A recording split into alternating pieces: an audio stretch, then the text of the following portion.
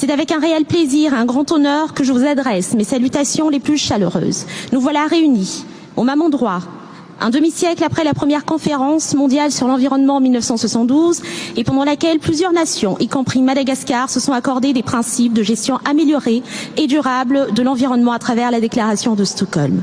En 1972, les réflexions portaient déjà sur la croissance économique, la pollution de l'air, de l'eau, des océans et le bien-être humain.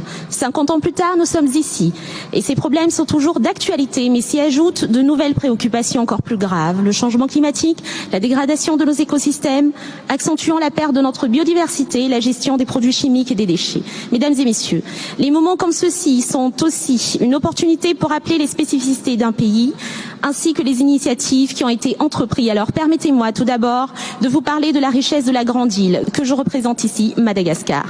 Mon pays figure parmi les 10 hotspots de la biodiversité mondiale. 12 000 espèces de plantes se trouvent chez nous. 363 espèces de reptiles et 238 espèces d'amphibiens vivent sur nos terres. Dans nos ciels, 283 espèces d'oiseaux déploient leurs ailes. Et nulle part ailleurs ne sont retrouvées nos 165 espèces de poissons et 99 espèces de lémuriens qui nous sont endémiques. Madagascar est un fabuleux réservoir de pharmacie naturelle. D'autre part, depuis 1972, Madagascar a signé et ratifié une quinzaine de conventions internationales relatives à l'environnement. La grande île a déjà réalisé de grandes avancées en matière de protection de l'environnement et de la promotion du développement durable. Toutefois, force est de constater que notre biodiversité subit différentes pressions de nature anthropique, les rendant de plus en plus vulnérables.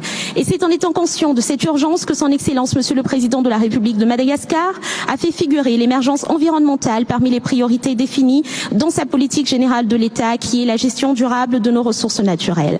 Des progrès tangibles ont été enregistrés, tels que la mise en place des zones protégées, 143 aires protégées, la mise en œuvre de projets conservation de ressources naturelles en harmonie avec le développement économique et le soutien social des communautés locales. 1444 communautés locales de base sont aujourd'hui enregistrées pour notre pays et responsabilisées par les transferts de gestion de nos ressources naturelles. Nos objectifs de reverdir Madagascar progressent d'année en année, de 18 392 hectares de superficie reboisés en 2017 à 71 000 hectares en 2021. Dans ce sens, plusieurs initiatives multisectorielles avec l'implication des acteurs à différents niveaux ont été entamées. Toutefois, l'accélération de leur mise en œuvre reste encore à améliorer et nécessite plus de collaboration et des partenariats aussi bien au niveau régional, national qu'international. Mesdames et messieurs, nous sommes les gardiens et les gardiennes de notre humanité. Ensemble, soutenons nos forêts pour les avantages sociaux, économiques et environnementaux. Ensemble, rehaussons nos ambitions pour notre présent et pour notre avenir, pour nous-mêmes et pour nos générations futures. Je vous remercie de votre aimable attention.